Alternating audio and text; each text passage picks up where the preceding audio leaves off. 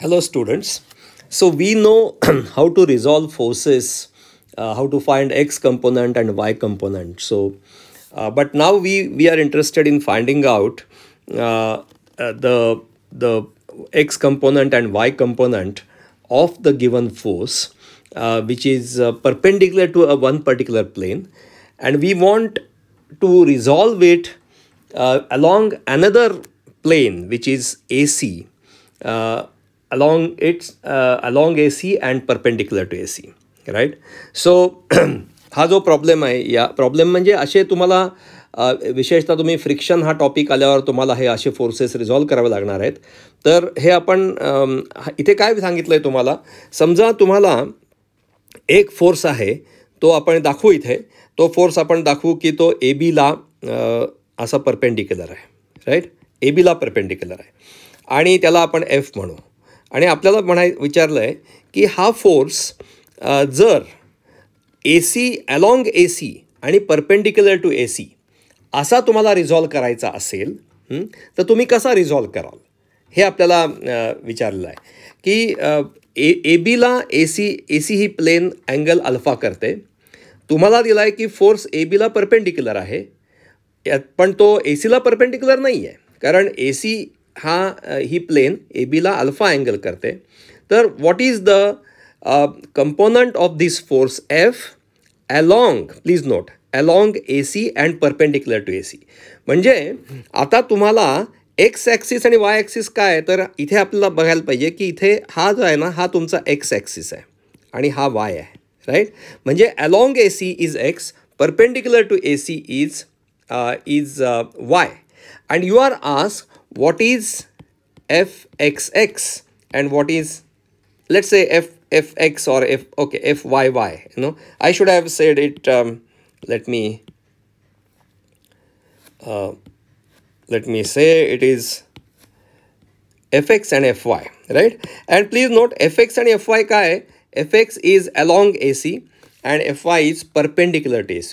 असे problems friction या टॉपिकमध्ये जास्त येतील. But you should know what is to be done. It's basically what you should remember और what you should understand is that if force f is perpendicular to a b and a C is making an angle alpha, right?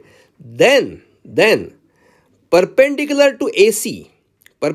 to AC will also make an angle of alpha with the force F.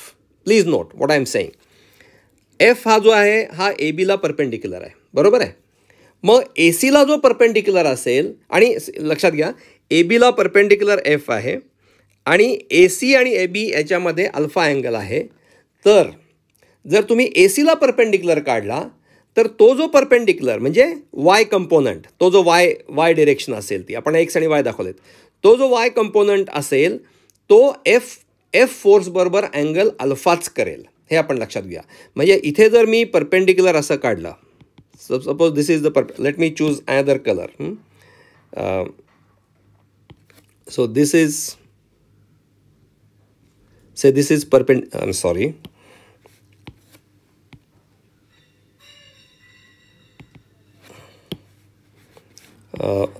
I'll get there quickly.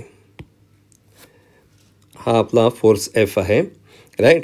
आणि आपण आता म्हणतोय की आपल्याला समजा आपल्याला हा along perpendicular, जर आपण ए सीला परपेंडिक्युलर काढला, हा झाला ए सीला परपेंडिक्युलर, राईट?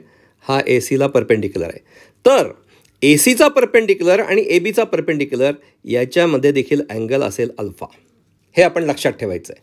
आणि हे सिद्ध करणं सोपं आहे. हे बघा इथे की हा अल्फा आहे, हा 90 आहे, म्हणजे हा अँगल किती आहे? 90 मायनस अल्फा. हा 90 मायनस अल्फा म्हणजे हा किती आहे? हा 90 मायनस अल्फा, बरोबर आहे? हा 90 मायनस अल्फा असेल आणि हा टोटल समजा याला पी ओ सी हा अँगल 90 असेल, तर हा अँगल अल्फा असणार. पुन्हा बघा, हा जो आहे हा अल्फा, हा 90, हा अँगल आहे 90 मायनस अल्फा. का? कारण 180 टोटल बेरीज व्हायला पाहिजे.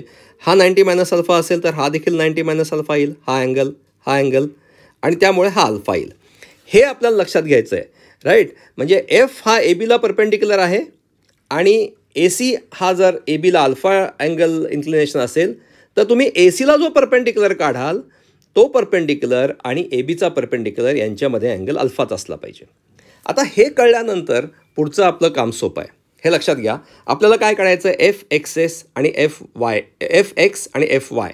आता एफ म्हणजे along the plane a c, right. We want to draw this along the a C is f x and perpendicular.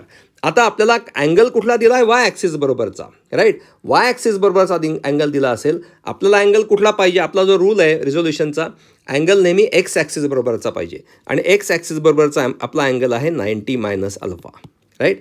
म्हणजे आपल्याला सिम्पल लिहायचं, आपल्याला आपण पटकन लिहू शकतो की f x is equal to f cos of 90 minus alpha, right.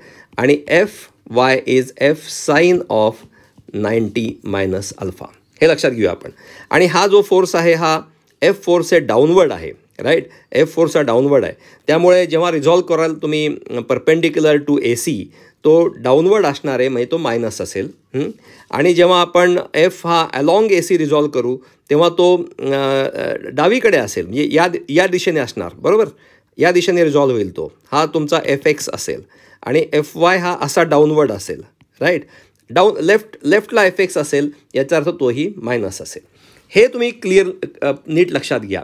आणि याच्यावर एक प्रॉब्लेम आम्ही तुम्हाला या आठवड्यामध्ये सॉल्व करायला सांगू. अगदी सोपं आहे. एकदा व्हिडिओ नीट पहा आणि तुम्हाला हे डोक्यात ठेवायचं आहे की ए सी आणि ए बी यांच्यामध्ये जर अँगल अल्फा असेल तर त्या दोघांच्याही परपेंडिक्युलरमध्ये देखील अँगल अल्फाच असेल. एवढंच लक्षात ठेवायचं आहे आणि पुढे रिझोल्युशनचे आपले रूल्स हे तसे फॉलो करायचे आहेत. थँक्यू.